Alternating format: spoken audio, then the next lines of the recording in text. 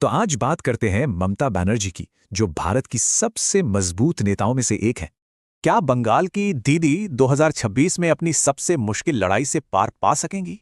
उनकी पहचान सड़कों पर बनी, हमेशा बागी तेवर और एक सादी सफेद साड़ी में। उनका शुरुआती करियर ही देखिए, सीधे और बड़े टकरावों से भरा रहा, जिसने उनकी छवि गढ़ी। इन्हीं घटनाओं ने एक ऐसी नेता की इमेज बनाई जो कभी पीछे नहीं हटती। उन्होंने सिंगुर और नंदीग्राम जैसे आंदोलनों से जनता के गुस्से को अपनी आवाज दी। और फिर 2011 में उनके आंदोलन ने लेफ्ट के 34 साल पुराने शासन को उखाड़ फेंका।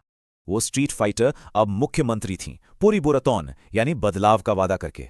माँ, माटी, मानुष का उनका नारा असल में लोगों की सरकार का एक वादा था। लेकिन जल्द ही सरकार पर सिंडिकेट राज और भ्रष्टाचार के गंभीर आरोप लगने लगे। और सबसे बड़ी चुनौती बना शिक्षक भर्ती घोटाला, जिसे एसएससी स्कैम भी कहते हैं। हजारों नौकरियां गईं, मंत्री जेल गए और सरकार की छवि को भारी नुकसान पहुंचा। ठीक इसी समय एक नया राजनीतिक दुश्मन बंगाल में उनके किले को चुनौती देने लगा। भारतीय जनता पार्टी के आने से पश्चिम बंगाल एक जबरदस्त सियासी अखाड़ा बन गया। 2021 में व्हीलचेयर से भी उन्होंने खेला होबे के नारे के साथ चुनाव जीता।